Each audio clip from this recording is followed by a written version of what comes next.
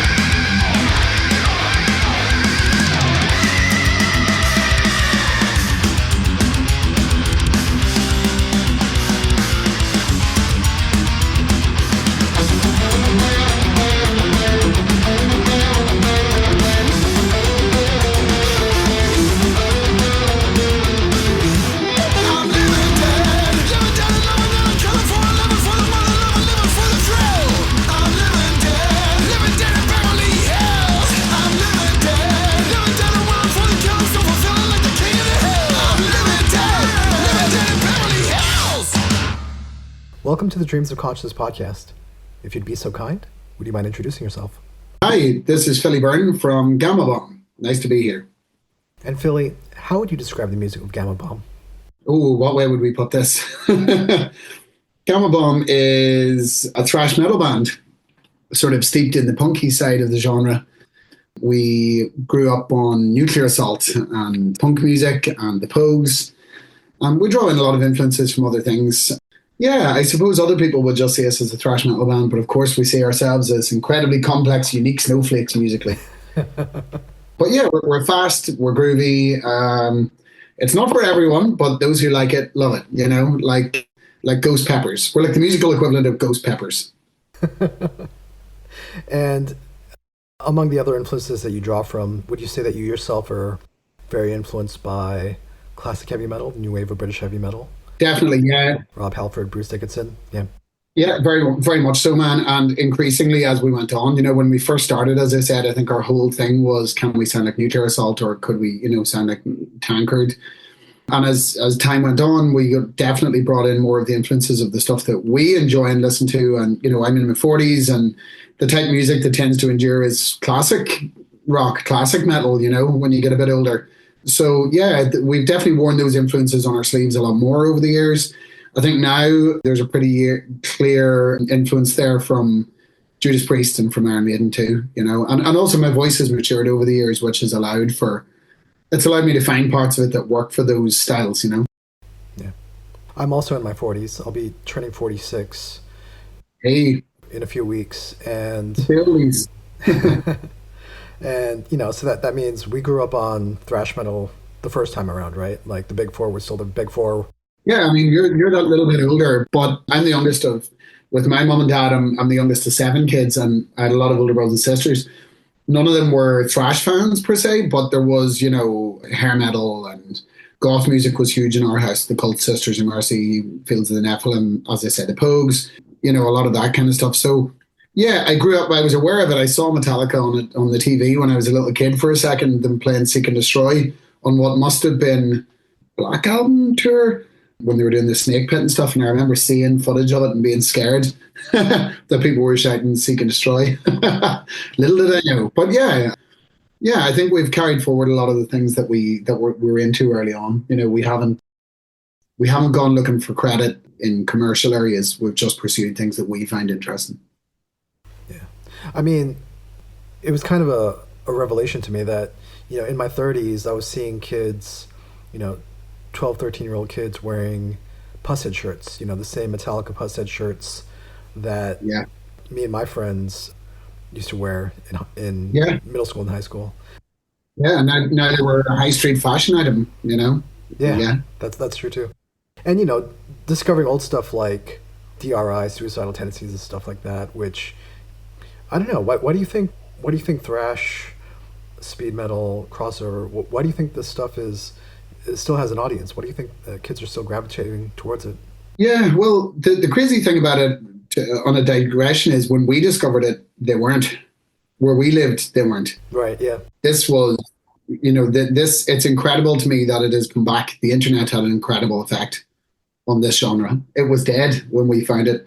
We were digging out cassettes from the local library when they did their clearance. These really battered nuclear assault cassettes, anthrax cassettes that nobody wanted to rent anymore. And we discovered this genre. The example I always give is, it's like you and your friends have found an abandoned amusement park.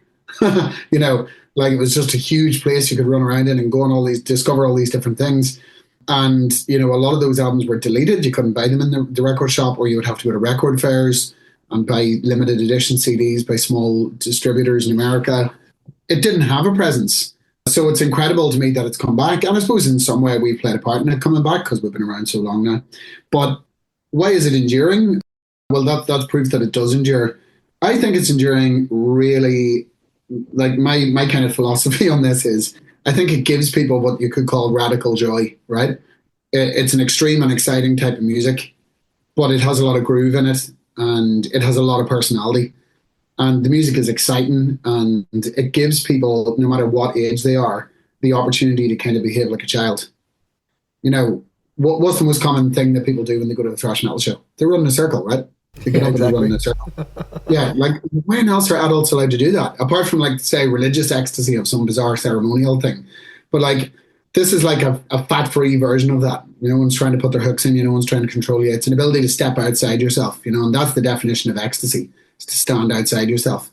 And I think it's a place where it's a type of music where you can be a child, and that is not only okay, it's totally accepted and it's encouraged. And as I say, it's got a lot of personality. Like the message is very clear in this type of music. And I think that's something to really be defended and something to be cherished. Out of all the different types of art and music that I enjoy, I've never seen a type of music do that to someone, to a grown up, to an old person. It gives people radical joy, and that is something that never gets tired.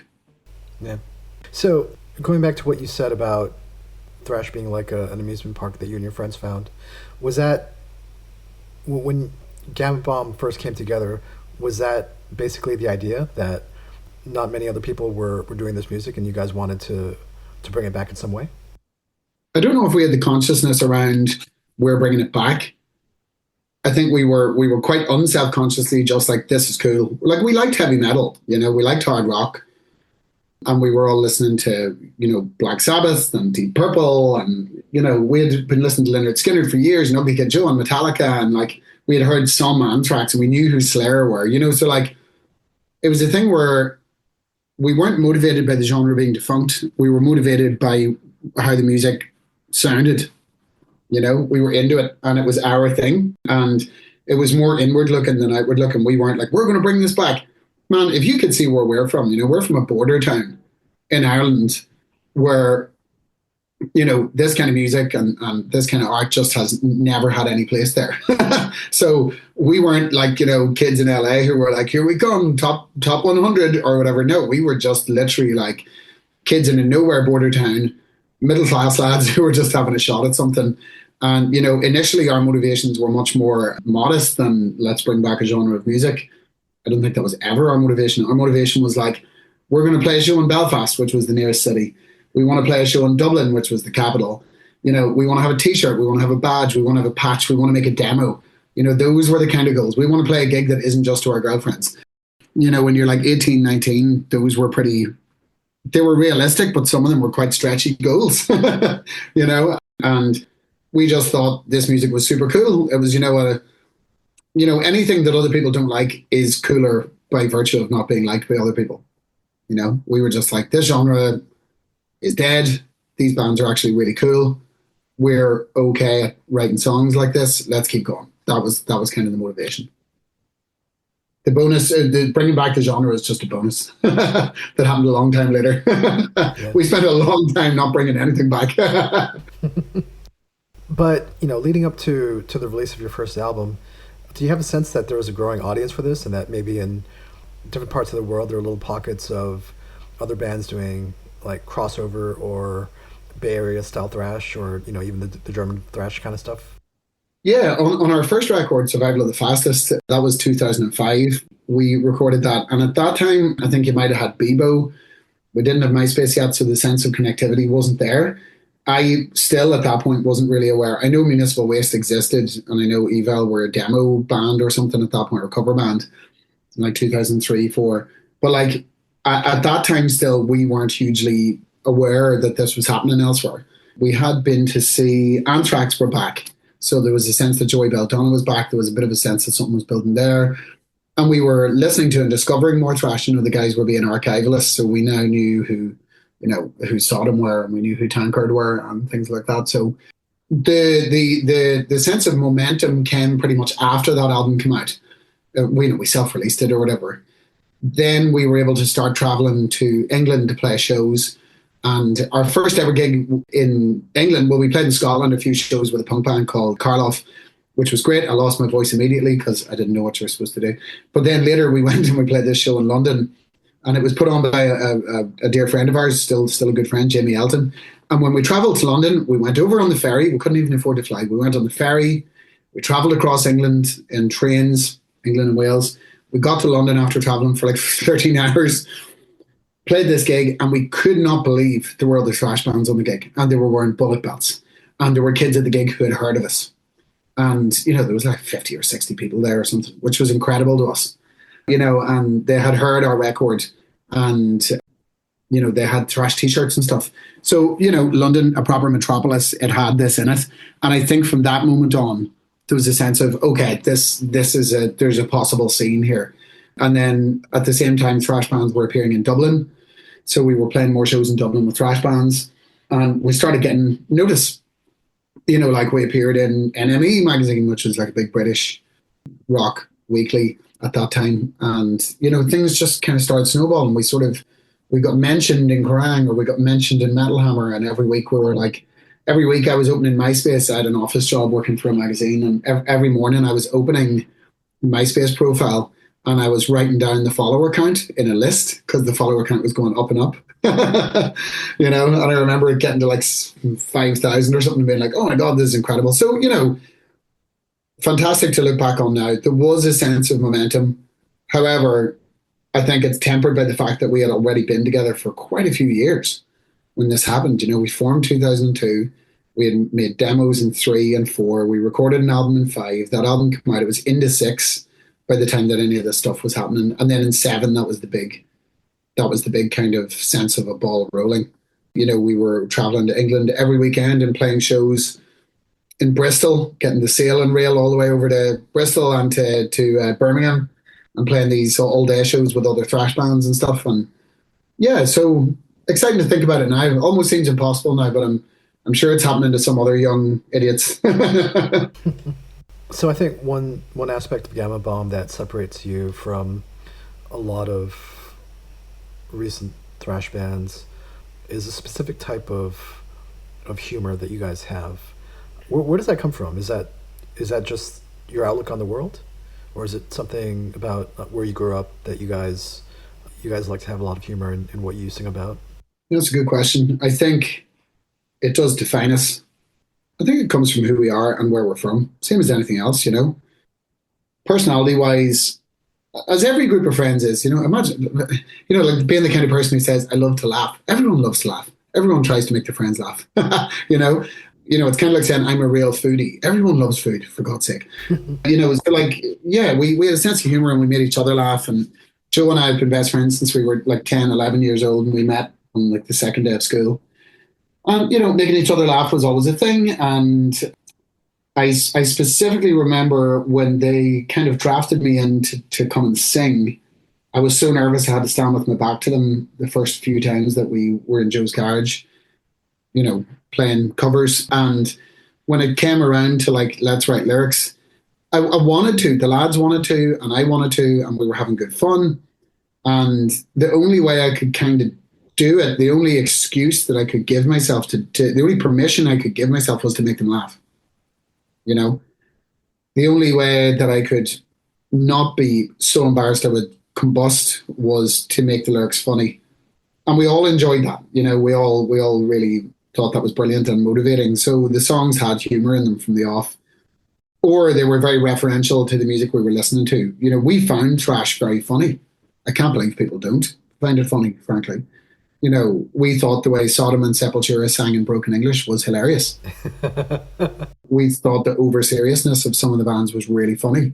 We thought the paranoid sci-fi stuff in Agent Steel songs was hilarious. Anthrax are funny. We found them funny. So, and like Megadeth, like Dave Mustaine's pompousness we found that funny. So I guess that was the water we were swimming in, was this music is funny. We should do that. But also it was because I couldn't face turning around and saying, here's a song about darkness, and the music didn't lend itself to that. It's that punky kind of thing. So we were, a gang of lads who were out to make each other laugh, and it helped us get going. And I almost feel like that's kind of just our personality too. We've never been able to be any other way. We've only ever been able to be ourselves. And I think we could have been a bigger band if we didn't stay true to ourselves. I really think we could. We could be one of these bands who just chases whatever style is in fashion and changes genre and writes terribly self-serious songs that are not in any way earnest. I think by being honest about the goofy men that we are, goofy, angry Northern Irishmen, we've been honest about that, and I think it has served us really well. So the answer is a little from column A, a little from column B. Yeah. In your own personal preferences, it sounds like you guys appreciate like that sometimes when these bands get very serious, they're unintentionally funny. Okay. But in terms of like your own sense of humor, is there anything specific you grew up with? Like, did you grow up with stand-up comedy or anything like that? Yeah, sure. Yeah. Well, as I said, I'm with my mom and dad. I'm the youngest. I've got a brother and sister on my dad's side as well who are younger than me. But in the house I grew up in, I had a lot of older brothers and sisters, so we would have been watching Monty Python. We would have been watching The Young Ones was huge in our house. Bottom, which was also made by Rick Mail and Ade Edmondson from The Young Ones, was huge. And my mum worked nights when I was a kid. She was a nurse during the Troubles, and she would work 8 to 8, 3 nights a week, And I had a lot of older brothers and sisters. It was fine. We weren't latchkey kids, so like, I would get to stay up late. And even when I was like 8 or 9 years old, I would stay up and watch Red Dwarf, Quantum Leap, Bottom, The Young Ones, Whose Line Is It Anyway? All the kind of British comedy that was huge. And even by the time I was like 10 or 11, I loved Frasier. We would watch Billy Connolly. We would watch Raw. We had Raw by Eddie Murphy on video. We would watch that. And, on top of that, also, I have a very funny family. We are spiky, aggressive, funny people. Everyone in my family is like that. There's a lot of arguing. There's a lot of arguing and scorping at each other, but they're all genuinely very funny about it too. And, my mum has an amazing dry sense of humor. So I kind of grew up being shown that as an example. And, I wasn't always a 6-footer. I'm not a football hero or a maths whiz. So I think trying to be funny was a way for me to create social lubrication for myself. And, I think Joe was the same. Joe is a big tank of a dude, but he was also a nerd with a really big head. And I think being funny and smart was kind of his way. We were very large-headed children. We were not a smash with the ladies. We started to learn.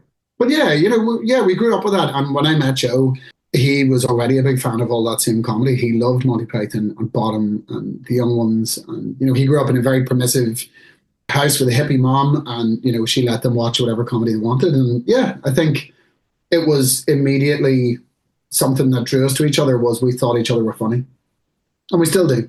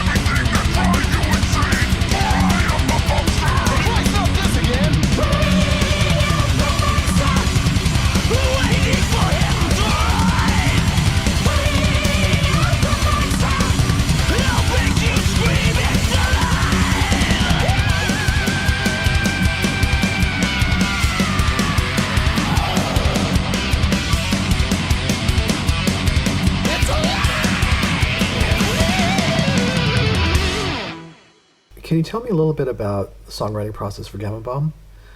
How does it usually start? And who does it usually start with? It depends. It has gone through phases over the years where different people are in the driving seat. The royalties on the publishing for all the songs are split evenly between us. So there is no Philly wrote this, Dom wrote that. I tend to write the lyrics, but on every album there are some lyrics that are not written by me. I tend to write most of the lyrics. Songwriting process is different. You know, we went through a phase years ago where Joe wrote the majority of the music and I wrote all the lyrics. And, you know, those are albums that people really like, but I feel like amongst us as a band, we didn't feel like they had all the guns firing, you know, because it was a lopsided effort in terms of being creative. More recently, with our last two albums, particularly with Bats and with Sea Savage, it has been a very rounded, all-hands writing effort. There are songs, killer songs by everyone on them. On the last album, I even wrote some of the riffs. So, like, much more collaborative. And I feel like as a place to be, naturally, that is much more positive. It's much healthier. So in terms of a process, what will happen is we all live in different places. We've got two of us in Dublin, one in Northern Ireland, one in Norwich, and one in London. So we're split all over the place. So what'll happen is we'll send each other ideas. The guys will record some riffs and program some drums, send them around, and then you kind of pass the parcel and add on to them. So I'll hear a piece of music and I'll say, oh, this fits a lyric idea I have, or oh, this gives me a lyric idea. Usually the former. And then I might go back and say, well, I think this time code sounds like a chorus, or this time code sounds like a bridge, or, is there any, make that twice as long. So we'll all edit, we're all quite collaborative. And then I will record vocals on it. Sometimes, as Tom Waite says, sometimes you have to make a song out of your dad's old wristwatch and his bowling bag and and whatever else. You have to cobble them together. Other times a song comes out of the ground like a potato. And that's really true. Sometimes you have to take a song and kind of Frankenstein it to make it what it becomes. And then other times it just pops out of the ground. Just pop, there it is. The lyrics fit over it, 1-to-1.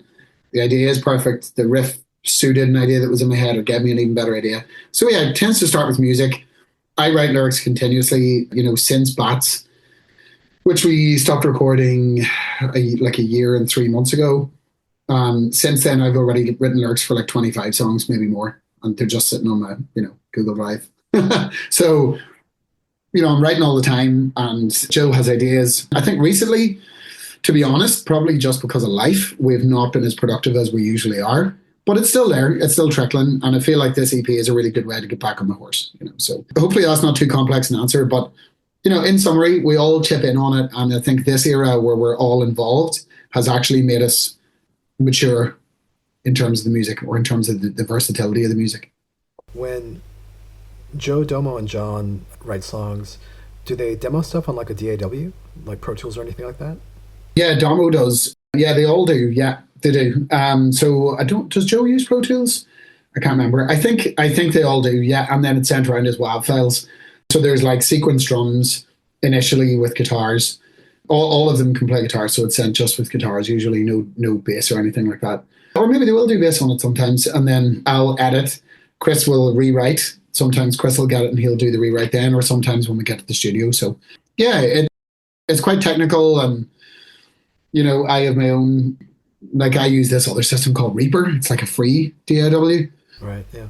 So yeah, like we're fairly technical with it because we've now produced 2 records for ourselves. Domo has produced our last 2 records, and I recorded them pretty much in this room that I'm sitting in right now. At home. So yeah, like we're fairly tech savvy with it. I wouldn't say I'm the leader on that front, but Domo is. Yeah, it's great. It saves a lot of money and it gives you a lot more control. So at the time we're having this conversation, you'll be releasing a new EP in a few days called Necronomicon Automaton through Prosthetic Records. That's correct. Nicely done. Nicely done. Try saying that fast. Necronomicon. I did have to practice. One of my recent interviews was one of your label mates who are a Finnish band who have song titles in Swedish. So oh my God. That was yeah. I don't think I pronounced one thing correctly during that spiel. Well, that title plus my accent is a real tongue twister, Necronomicon. Well, tell me about Necronomicon Automaton. You mentioned that you guys released an album quite recently. Yeah. Were these part of the same writing sessions? Yeah. So we were extremely productive, overproductive for Bats. In total, we wrote 30 pieces of music. Some of them were just sketches, other were fully formed, the potato pop. And out of that, we had a list of like 17 that could have gone forward for the album. We did track some drums for these with James Stewart, who at the time this before Chris was a member of the band.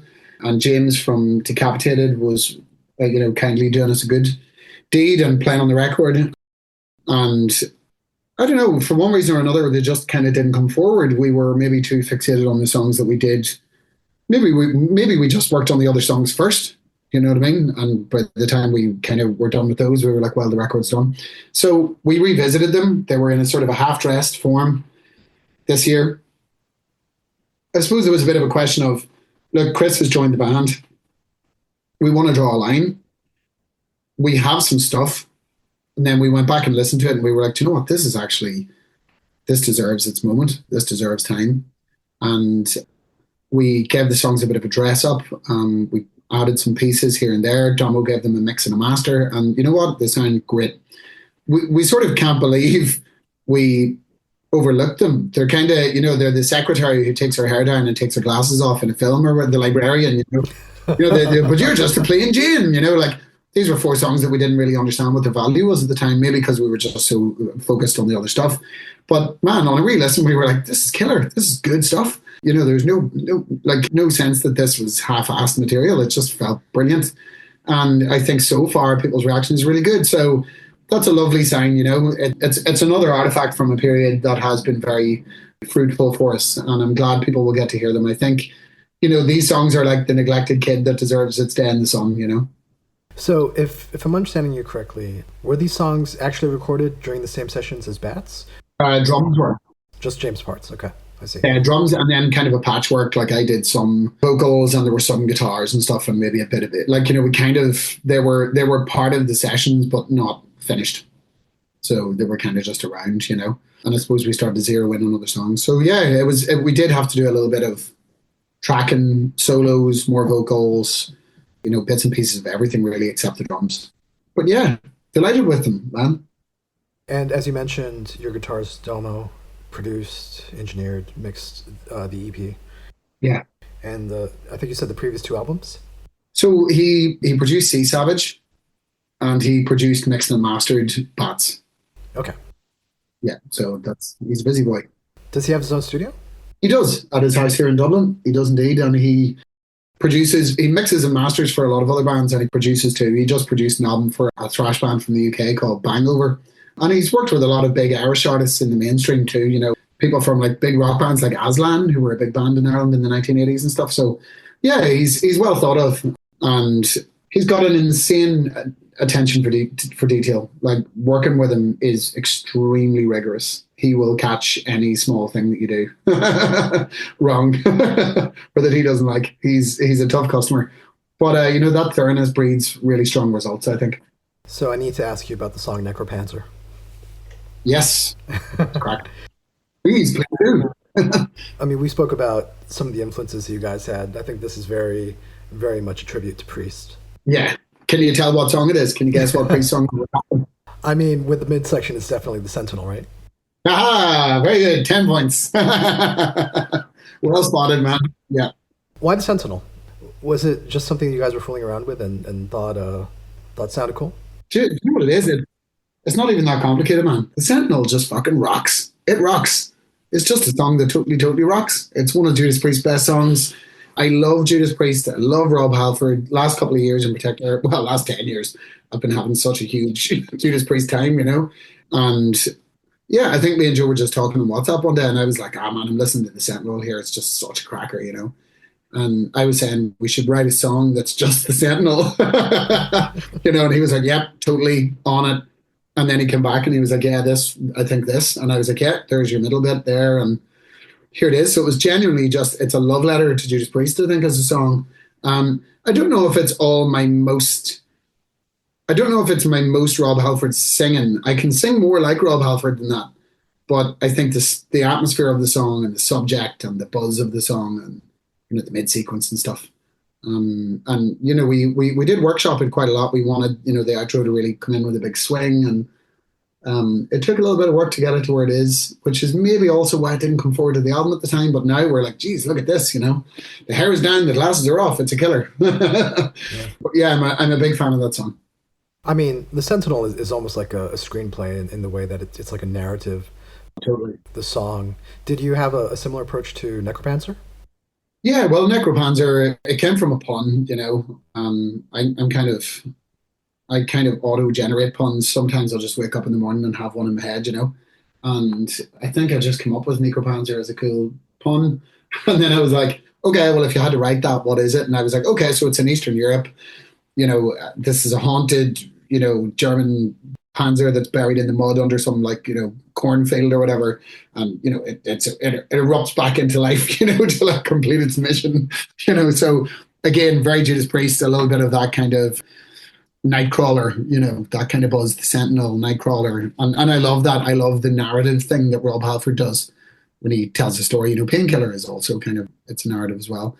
And I really admire that, and I think it's brilliantly escapist and fantastical to have songs like that. So yeah, it started with a good pun and the overriding urge to copy Judas Priest. So the two met, in the middle, Cool. So at the time we're having this conversation, you're about to embark on a UK tour, and by the time people hear this episode, I believe you'll be on the second leg of that tour. Do you want to say anything about the tour and maybe where you guys may be playing over the summer and maybe towards the end of the year? Oh yeah, sure. Okay. So yeah, this is a tour that's kind of gonna stretch across the whole year. And it's with Raised by Owls, who are a British band. They're a little bit more sort of extreme metal, but they have an amazing sense of humor, and they're masters of the TikTok video, which is not as much of an insult as it sounds. And we're touring with them. They're really nice guys. We've gotten to know them. And yeah, it's kind of a team up. We haven't done a show in like 6 months, which is strange for us. We wanted to take a bit of time at the end of last year to focus on our real lives and, just the day-to-day stuff with family. So we're kind of coming back to it. And that's going to happen. That will have happened by the time people hear this show. But in May, we're going to be with the guys over in Ireland here. Then we will be back to the UK in October. And in the interim, we're actually doing some pretty cool stuff. We're playing a festival in France in June, which is called Lions Metal Fest. We're playing one in Germany called Iron Fest, both in June. And in July, we've got another pair, which is Vagos Metal Fest in Portugal, and one in Spain, which is called Zubaran Rock Festival in Burgos, northern Spain, near the Basque Country. And we're really excited about it. We're getting back into the swing, We're just trying to find opportunities now to get back onto the road. And, I've got to be honest, I'm slightly nervous about going back. It's been a while. I haven't sung a show in a long time. And we're singing big shows and we're singing them in a row. And, it's easy to neglect your chops. But we did a rehearsal recently and it sounds good. And, I trust the lads and I trust myself. And most of all, I'm looking forward to the fun, what we would call the crack here in Ireland. Being with your mates and being away from every grown-up responsibility in your life to meet cool people and do cool shit, And I'm excited to get back to it. I feel like it's part of my soul that I've not looked after.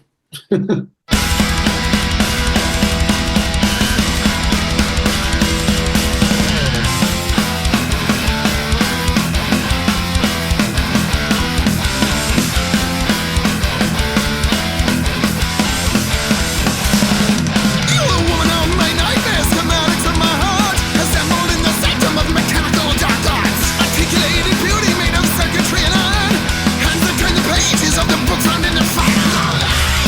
The soul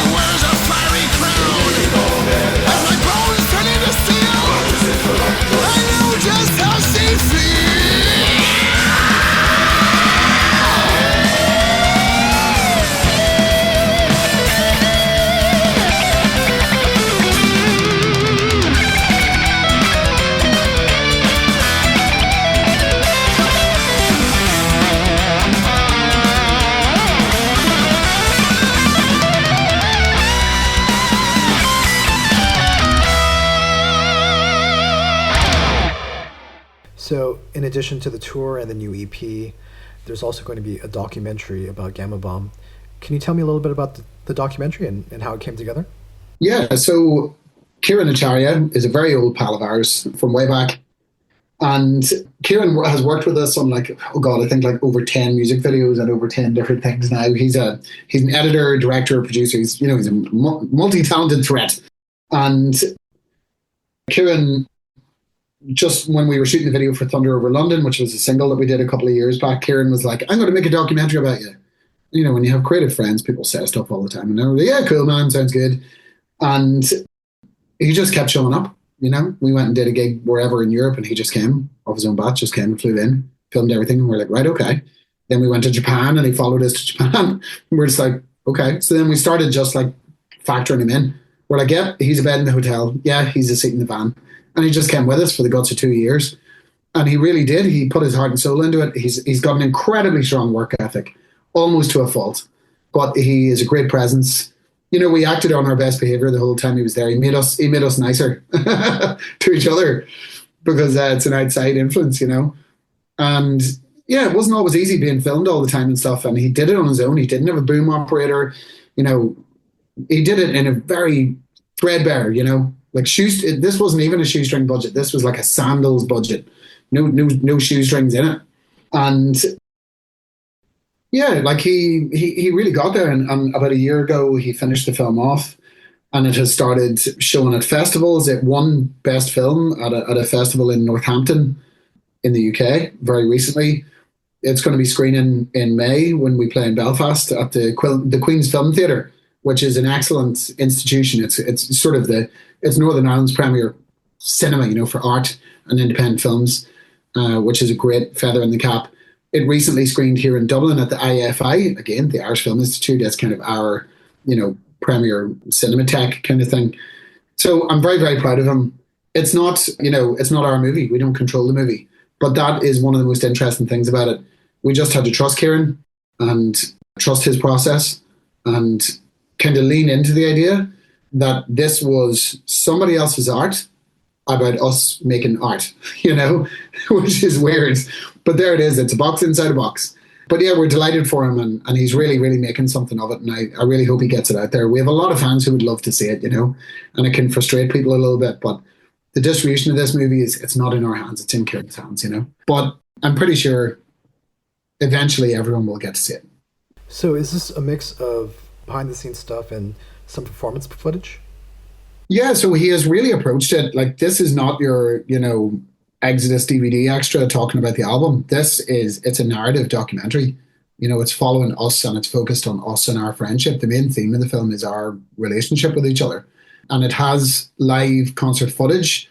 It doesn't really have full songs or anything in it, in terms of performances. It's not a concert movie. It's not a retrospective. It doesn't go over the entire career of the band. It doesn't interview everyone who's ever been involved. It's not a hagiography. It's a story about a certain moment and about who we are as a gang of men. So it's pretty, it's pretty stunning what he's done because, as I say, he has made a piece of art. He has made a document. He hasn't just said what we would want him to say about a certain record or something, So yeah, but it's got gigs in it, and he was very generous. He filmed us at gigs where there were lots of people there, and he made us look good. We spoke about Metallica and seeing some of that like Snake Pit, Binge and Purge footage, from their live videos. Yeah. But I think a lot of listeners who may have come to this music more recently also, probably know about like the Animal documentary. Yeah. And, these kind of documentaries that don't always show the band in the best light. Yeah. Were you nervous at all about like, oh God, I hope, because live performances are kind of a mixed bag. Like you don't always have control over the crowd, the venue, the equipment, stuff like that. Yeah, well, yes, I was extremely nervous about it, and to be honest, it's a hard watch for me. The documentary is because, I like to talk. I know Kieran best. We're all friends with Kieran, but I know him best. So over the course of those 2 years, Kieran interviewed me a lot, and he created a sort of audio bed of those interviews for the film. So the film is quite driven by a kind of incessant voiceover from me, and it's quite breathless. which, there's no way to get sick of yourself like hearing yourself rattling on for like 90 minutes. Trust me. I have to edit this podcast every week. I know what you mean. Yeah, man. Yeah. So, it kills your soul, right? So, there's no better man for the job than me, to talk too much and get sick of himself. So, yeah, it's a difficult watch. Every time I've watched it, I still find it difficult to watch because he foregrounds me a lot. It's edited in a way that makes me even more chatty than usual, if you can believe such a thing. And yeah, so it's a tough watch. I've said to people before, I am the last person that film is for. That film is not for me. That film is for some guy in Kuala Lumpur, right? It's for my auntie. It's for people down the street. It's for people who go to film festivals. It's for heavy metal fans. It's for literally, I am at the back of the queue of 8 billion people that this film could be for. It's a film about me talking crap for 90 minutes. So, yeah, I was nervous about it. My nervousness was in some ways justified. However, Kieran has done an extremely gentlemanly job. He has shown great affection to us and our ideas and to the people that we are in the way that he told the story. And he really has made us look nice. He's made us look really good. I was nervous about the film. I was right to be nervous because it's weird to watch yourself and hear yourself so much. But I was wrong to be nervous because he really has treated the entire thing affectionately. He's treated it like a fan, not like a sycophant, Yeah. So the documentary is called Survival of the Fastest, which was the name of your first album.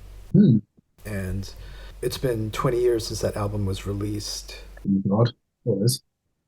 When you look back on the history of Gama Bomb and what you guys have accomplished, what are you most proud of? The relationships, like we have good relationships with each other, and we have a good relationship with everyone who was in the band.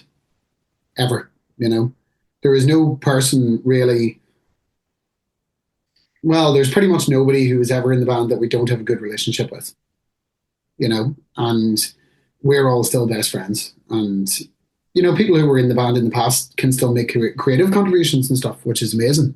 Luke, who was in the band like 10 years ago, he contributed ideas for songs to the last 2 albums, which is really cool in my mind. And it says a lot. So I'm most proud of that. I'm really proud that we're still friends. I'm proud it's not transactional, or cynical in the way that we do it, and that it is worth it. It's a way that I've now spent over half my life, and I think it was a good way to spend it. So that's good. And I'm proud of the learning curve as well.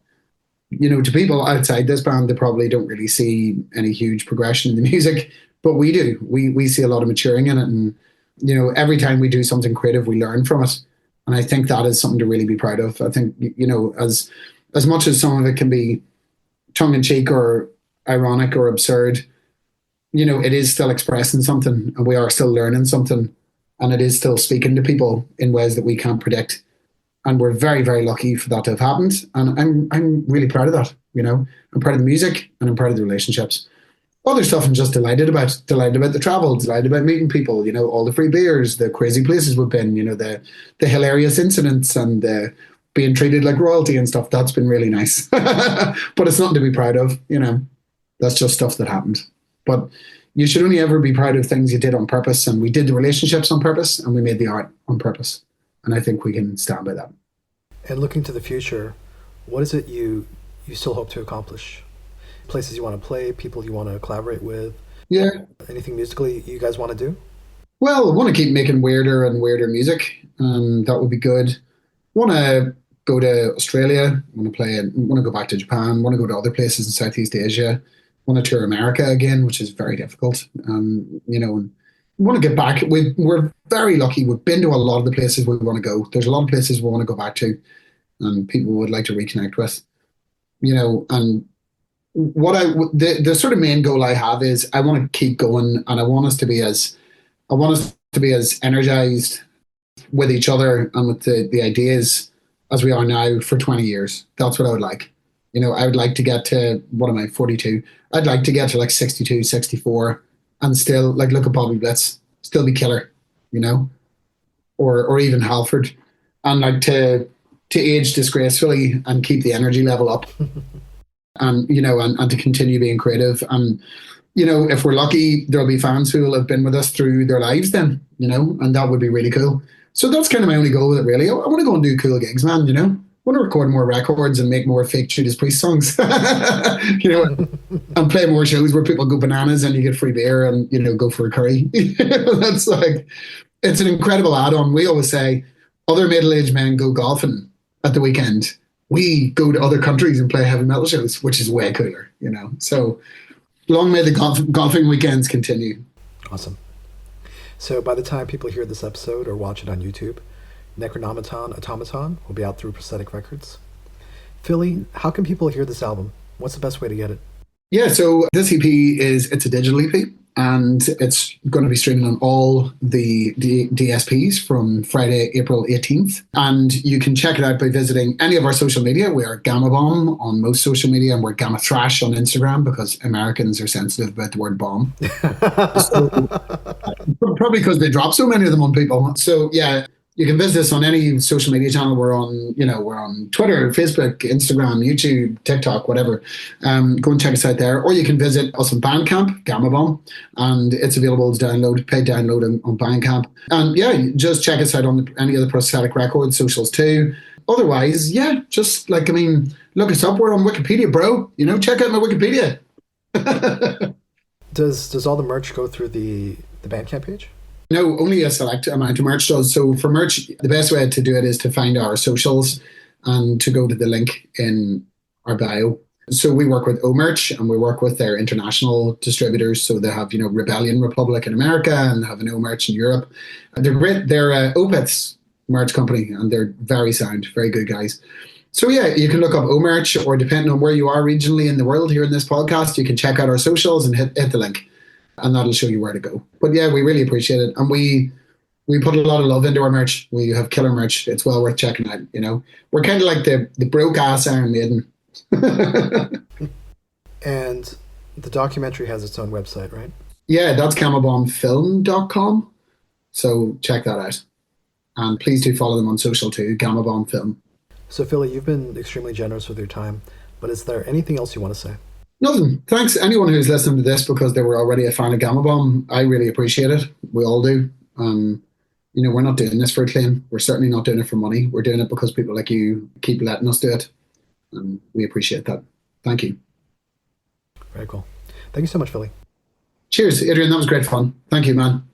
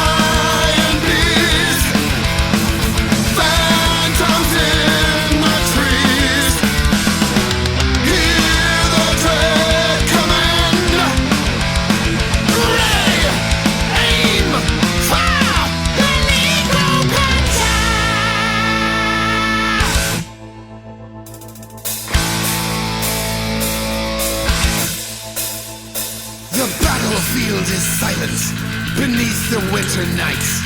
The wreckage of an evil empire is buried from our sight. silken clouds are parting to reveal the crescent moon. And from the mist comes an iron fist to reenact its doom. The turret is rusted shut, there's no hand upon the wheel. The phantom of a cannon, the ghost of coldest steel.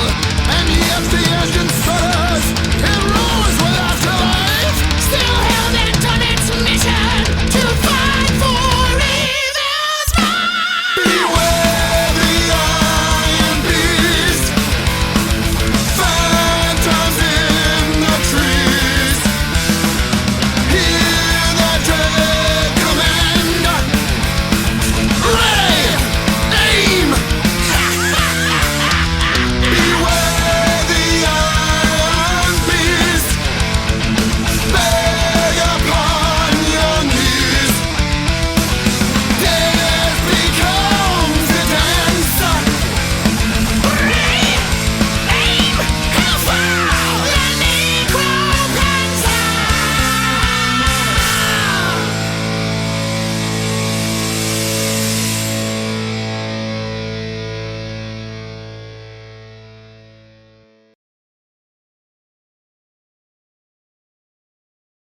Just 1 second there, Adrian. Sorry, my daughter's here looking for some paper. 1 sec. I'm No worries. going to tell her. Hello. Right, go on. Hello. Go do some art, yeah.